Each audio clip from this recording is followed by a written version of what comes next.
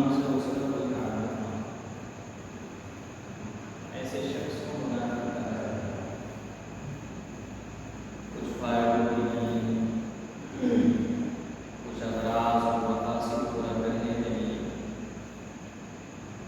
وہ کسی دباؤ میں آ کر ایمان کو قبول کر لیتے ہیں، مگر صرف ظاہری کرتے ہیں، دل سے نہیں کرتے۔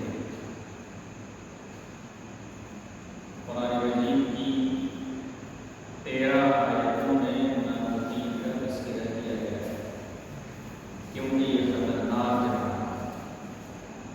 یہ ایسی جماعت ہے جس کو آستین کا سانپ کہا جا سکتا ہے۔ نفاق ایک بیماری ہے، خطرناک ہے۔ جس طرح سے انسان کا جسم بیمار ہوتا ہے، جب انسان کا جسم توازن و اعتدال کے ساتھ چلتا ہے تو صحت مند رہتا ہے، لیکن جب توازن و اعتدال میں بگاڑ آتا ہے تو انسان بیمار ہوتا ہے، انسان مریض ہوتا ہے اور مختلف امراض اس کو لاحق ہوتے ہیں۔ ایسے ہی عقیدے کی بھی بیماری ہے، روح کی بھی بیماری ہے، انسان کی روح بھی بیمار ہوتی ہے۔ کفر سے، نفاق سے، ارتداد سے، شک سے، یہ وہ چیزیں ہیں جو انسان کی روح کو بیمار کرتی ہیں۔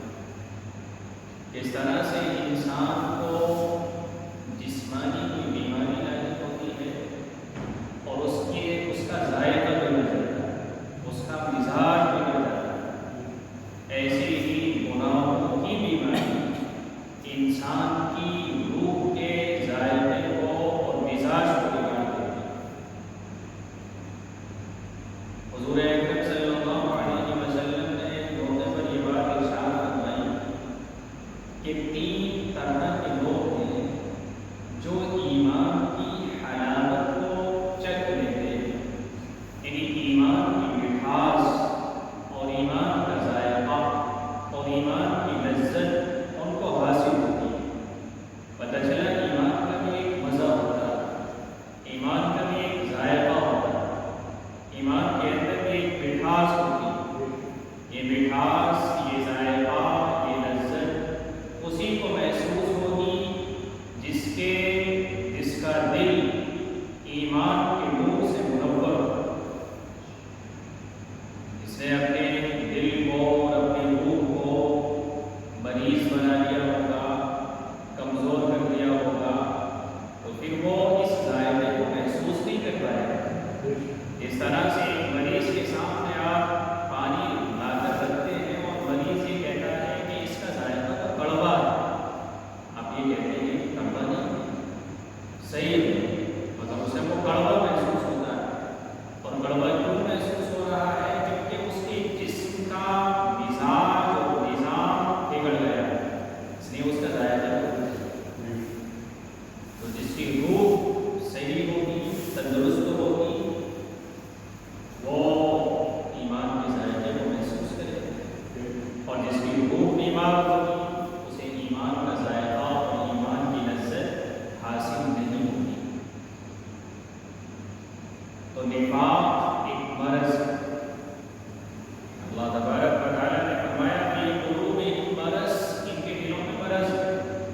نفاق مرض اور نفاق کی بیماری ان کے دلوں کے اندر، فزادہم اللہ مرضا، جیسے جیسے ایمان ترقی کر رہا ہے اور ایمان آگے بڑھ رہا ہے اور قرآن کی آیتیں نازل ہوتی ہیں اور ایمان کو ترقی نصیب ہو رہی ہے، ویسے ویسے ان کے مرض میں اضافہ ہوتا جا رہا ہے۔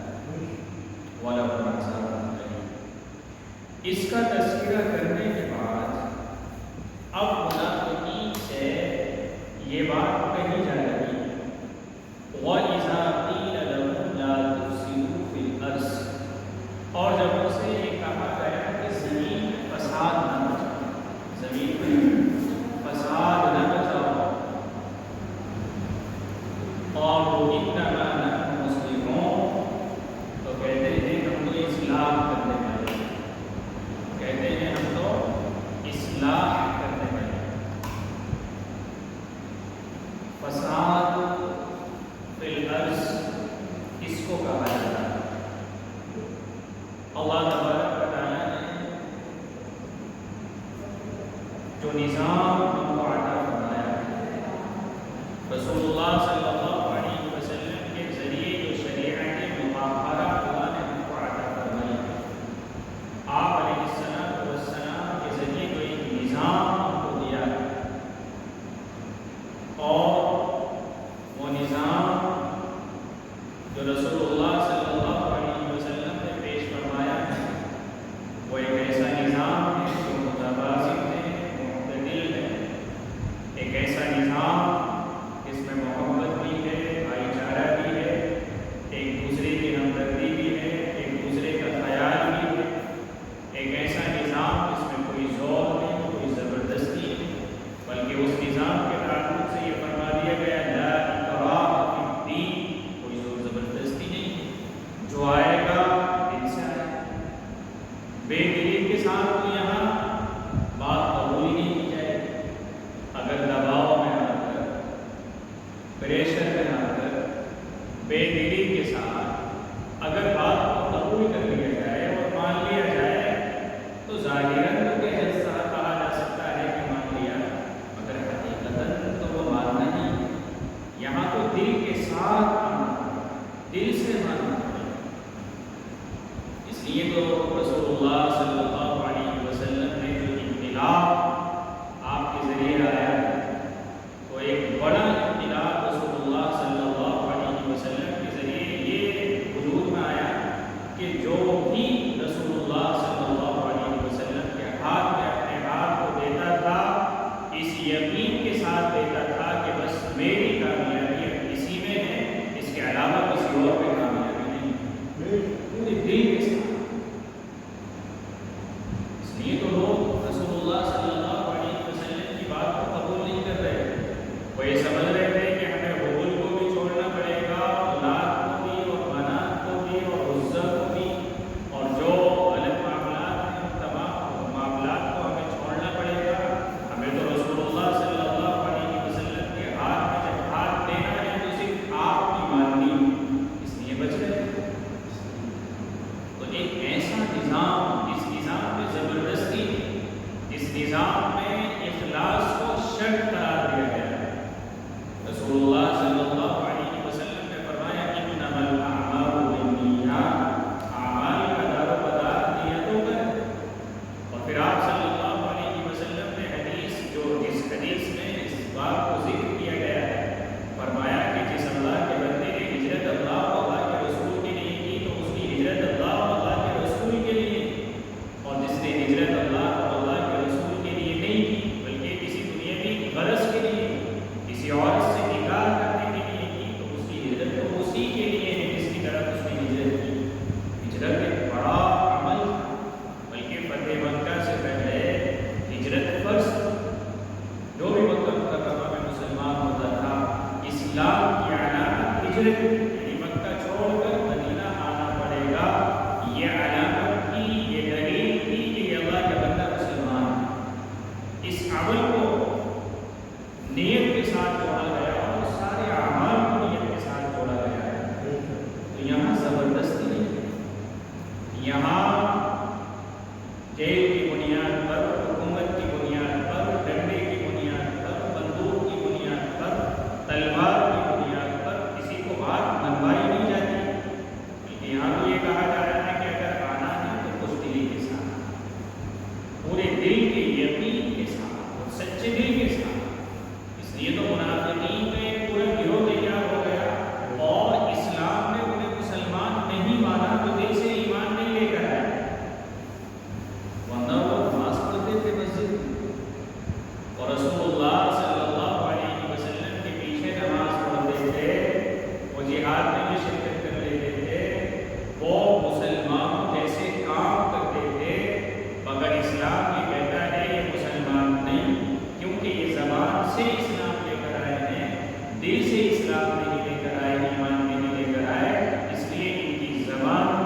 کوئی ایک بات نہیں. تو اسلام تو صرف زبان کی بنیاد پر نہیں، دل کی بنیاد پر ہوتا ہے. تو فساد فی الارض کہا جاتا ہے وہ نظام جو رسول اللہ صلی اللہ علیہ وسلم نے پیش فرمایا، اس نظام کے خلاف کوئی دوسرا نظام فساد فی الارض. جیسے کوئی ادارہ ہوتا ہے، اس ادارے میں جب ادارے والے کا قانون چلتا ہے، جس نے بنایا ہے، تو وہ ترقی کرتا ہے، وہ آگے بڑھتا ہے. لیکن اگر اس ادارے میں منمانی ہونے لگے، جس کا دل چاہے جو چاہے وہ کرنے لگے، اور جس نے بنایا ہے اس کا کوئی قانون ہی نہ چلے، تو پھر اس کا مطلب یہ ہے کہ پھر کوئی ادارہ ترقی نہیں کرے گا، تو تباہ و برباد ہو جائے گا. ایسے ہی یہ زمین اللہ کی، اس زمین کا مالک اللہ، اس زمین کا خالق اللہ، اور زمین کے مالک اور خالق نے ایک نظام دیا، ایک نظام پیش کیا ہے. اس نظام کے مطابق تمہیں اس زمین پر رہنا ہے. انبیاء علیہ الصلوۃ والسلام اسی نظام کو لے کر آئے ہیں. انبیاء علیہ الصلوۃ والسلام اور بالخصوص رسول اللہ صلی اللہ علیہ وسلم نے جو دعوت پیش کی، وہ دعوت اسی نظام کو اس زمین پر نافذ کرنے کی پیش کی، جو نظام اللہ کی جانب سے رسول اللہ صلی اللہ علیہ وسلم کو عطا کیا گیا. اس لیے جو اس نظام کے مطابق زمین پر رہے گا، اور جو اس نظام کو فالو کرے گا، جو اس نظام کو اس زمین میں نافذ کرنے کی کوشش کرے گا، اس کا مطلب یہ ہے کہ یہ زمین میں اصلاح چاہتا ہے، یہ زمین میں خیر چاہتا ہے، یہ زمین میں فلاح چاہتا ہے. اور جو بھی اللہ کا بندہ اس نظام کے خلاف کوئی دوسرا نظام پیش کرے گا، اس نظام کے خلاف ورزی کرے گا، اس نظام کی مخالفت کرے گا، چاہے وہ دنیا میں ظاہری اعتبار سے کتنا ہی خوبصورت طریقہ ہو، اگر وہ فساد فی الارض ہے. رسول اللہ صلی اللہ علیہ وسلم کی دعوت کی مخالفت فساد فی الارض ہے. کفر فساد فی الارض ہے، نفاق فساد، معصیت فساد، اللہ کی نافرمانی فساد. اس لیے یاد رکھیے، رب العالمین نے جو نظام دیا، جب تک دنیا اس نظام کو فالو کرے گی اور اس نظام کے مطابق زندگی گزارے گی، یہ زمین برکتوں سے بھر جائے گی، یہ زمین خیر اور فلاح سے بھر جائے گی. اور جب دنیا اس نظام کو چھوڑے گی تو دنیا میں چین اور امن اور سکون سب ختم ہو جائے گا. پھر فلاح اور خیر اور برکتیں اس دنیا سے مٹ جائیں گی. منافقین سے کہا جا رہا ہے کہ زمین میں فساد نہ پھیلاؤ، تو منافق کہہ رہے ہیں ہم تو اصلاح کرنے والے ہیں، فساد مچانے والے کوئی نہیں، یعنی ہم فساد نہیں مچاتے.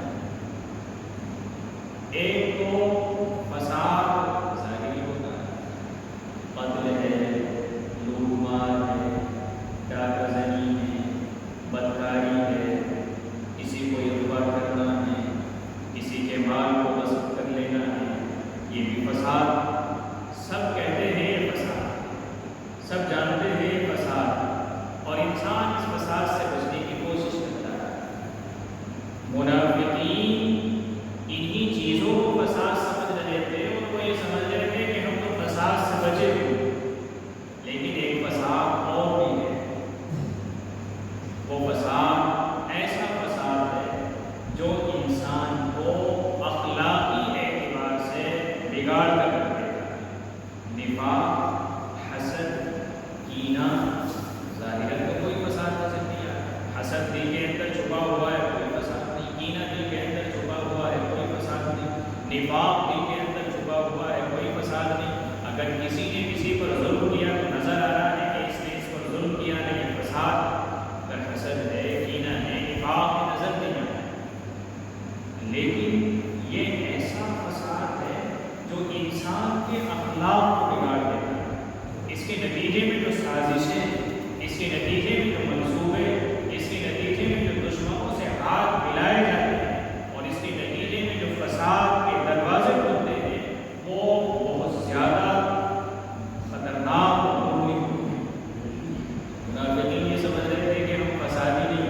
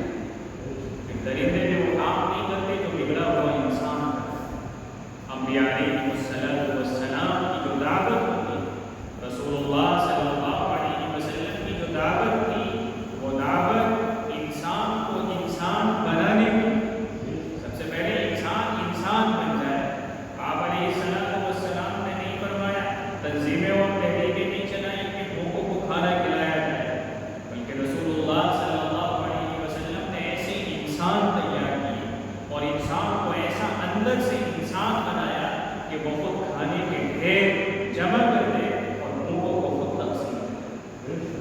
رسول اللہ صلی اللہ علیہ وسلم نے ایسی ہی جماعت تیار کی اور ایسی ہی جماعت آپ نے بنائی۔ ایک موقع پر رسول اللہ صلی اللہ علیہ وسلم کے پاس ایک مہمان آئے، آپ علیہ السلام نے فرمایا کون ہے جو ان کو کھانا کھلائے؟ ایک صحابی اٹھے، کہا کہ اللہ کے رسول میں حاضر ہوں، لے کر چلے۔ جب گھر پہنچے تو بیوی نے کہا کہ کھانا تو اتنا ہے کہ بچے کھا لیں اور ہم کھا لیں، اس سے زیادہ تو نہیں۔ صحابی نے کہا کہ ایسا کرو بچوں کو سلا دو، اور جب کھانا پیش کرنا تو چراغ بجھا دیا، اندھیرا کر دیا۔ کھانا پیش کیا گیا، اندھیرا کر دیا گیا، مہمان بھی کھانا کھا رہے ہیں، صحابی بھی کھانا کھا رہے ہیں، مگر فرق ہے دونوں کے کھانے میں۔ مہمان پیٹ بھر کر کھانا کھا رہے ہیں اور اس امید کے ساتھ کھا رہے ہیں کہ میرا میزبان بھی پیٹ بھر کر کھانا کھا رہا ہے، مگر حقیقت یہ تھی کہ وہ تو کھانے کے لقمے اپنے منہ میں لے کر جاتے تھے، مگر صحابی کے لقمے منہ کے اندر نہیں جا رہے تھے، کھانا لقموں سے خالی، یعنی آگ کو ہوتا جا رہا تھا مگر پلیٹ میں کھانا نہیں تھا۔ مہمان کو احساس بھی نہیں ہونے دیا کہ میں خالی پلیٹ اپنے سامنے رکھے ہوئے ہوں اور ظاہراً کھانا کھانے کا اظہار کر رہا ہوں۔ یہ اظہار اور یہ ہمدردی اور ایسی انسانیت رسول اللہ صلی اللہ علیہ وسلم نے تیار کی تھی کہ وہ اپنی ذات کو قربان کرتے تھے دوسروں کو۔ ایسے ایسے واقعات ایسا لگتا ہے جیسے کہ کوئی فلم چل رہی، اسکرین پر کسی نے فلم چلا دی، جیسے فلم میں ہمدردی دکھائی جاتی ہے ایک موٹی موٹی۔ رسول اللہ صلی اللہ علیہ وسلم نے ایک ایسا سماج تیار کیا تھا اور ایسے انسان بنائے تھے کہ وہ انسانوں کا حال یہ تھا کہ وہ خود پیاسے رہنے کے لیے تیار تھے، خود بھوکے رہنے کے لیے تیار تھے، مگر میرے سامنے والا بھائی پیٹ بھر کر کھانا کھا لے، ان کی ایک تمنا ہے۔ بہت سے واقعات۔ تو رسول اللہ صلی اللہ علیہ وسلم کی بنیادی محنت یہ تھی کہ انسان کو اندر سے انسان بنا دیا جائے، اور رسول اللہ صلی اللہ علیہ وسلم کی جو دعوت، اس دعوت کی بنیاد اللہ کا خوف اور آخرت کا استحضار ہے۔ اللہ کا خوف اور آخرت کا استحضار تھا۔ آپ نے تصور بٹھا دیا تھا لوگوں کے دل و دماغ کہ دیکھو تمہیں اللہ کے سامنے حاضر ہونا ہے، اپنی زندگی کے ایک عمل کا حساب دینا ہے۔ جب یہ استحضار کسی کے دل و دماغ میں آ جائے کہ مجھے اللہ کے سامنے کھڑا ہونا ہے اور زندگی کے ایک عمل کا حساب دینا ہے، تو نہ تو زبان جھوٹ بولے گی، نہ آنکھیں خیانت کرے گی، نہ ہاتھ ظلم کے لیے بڑھے گا، نہ پیر کسی غلط محفل کے لیے اٹھیں گے، بلکہ وہ اللہ کا بندہ پاکیزگی کے ساتھ، طہارت کے ساتھ اپنی زندگی کو گزارے گا۔ تو ان سے کہا گیا وَإِذَا قِيلَ لَهُمْ لَا تُفْسِدُوا فِي الْأَرْضِ، زمین میں فساد نہ مچاؤ، تو یہ کہہ رہے تھے ہم فسادی نہیں ہیں، ہم تو مسلم ہیں، اصلاح کرنے والے ہیں۔ جب انسان اپنے اندر کو سڑا لیتا ہے، انسان جو نظریہ بنا لیتا ہے، جو مزاج بنا لیتا ہے، جو خواہشات بنا لیتا ہے، اور جس نظام اور نظریے کے تحت وہ اپنی زندگی گزارتا ہے، پھر وہ چاہے کتنا یہ غلط نظریہ ہو، اسے وہی اچھا لگتا ہے، وہی بات اچھی لگتی ہے جو اس کی خواہش کو پورا کرے، جو اس کو آگے بڑھائے اس کی خواہش میں اور اس کے نظریے میں اور اس کی فکر میں۔ آپ کبھی غور کیجیے، ایک نیک اور صالح انسان اگر کبھی الیکشن میں آ جائے تو اسے ووٹ کیوں نہیں ملتے؟ حالانکہ وہ تو صالح نیک، اسے ووٹ اس لیے نہیں ملتے ہیں کہ بہت سارے لوگ وہ ہوتے ہیں جو یہ سمجھتے ہیں کہ اگر ہم نے اسے ووٹ دیے اور الیکشن میں یہ جیتا تو پھر اس کا مطلب یہ ہے کہ ہماری خواہشیں بند کر رہ جائیں، ہماری آرزویں بند کر رہ جائیں، پھر معاملہ آگے نہیں بڑھے گا، ہمارا پیٹ نہیں بھرے گا، ہمارے خزانے نہیں بھریں گے، ہماری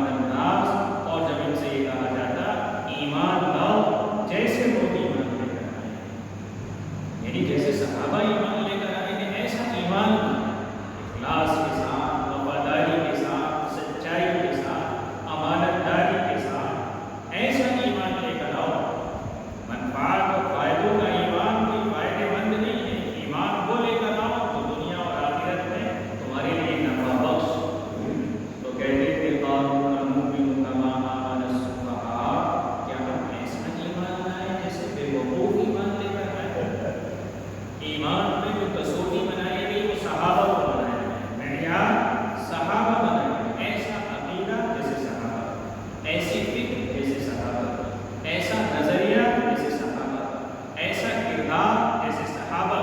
یہ معیار، کسوٹی، میزان، پیمانہ اس میں ناپا جائے گا. یہ ترازو ہے، اس میں تولا جائے گا. صحابہ جیسا ایمان مطلوب ہے اور مقصود ہے. تو یہ کہتے تھے ہم ایسا ایمان نہیں لے کر آئیں گے. دیکھو تو صحیح کتنے بے وقوف ہیں کہ ایمان کی خاطر اپنی ذاتی منفعت کو بالکل ایک طرف کر دیا ہے.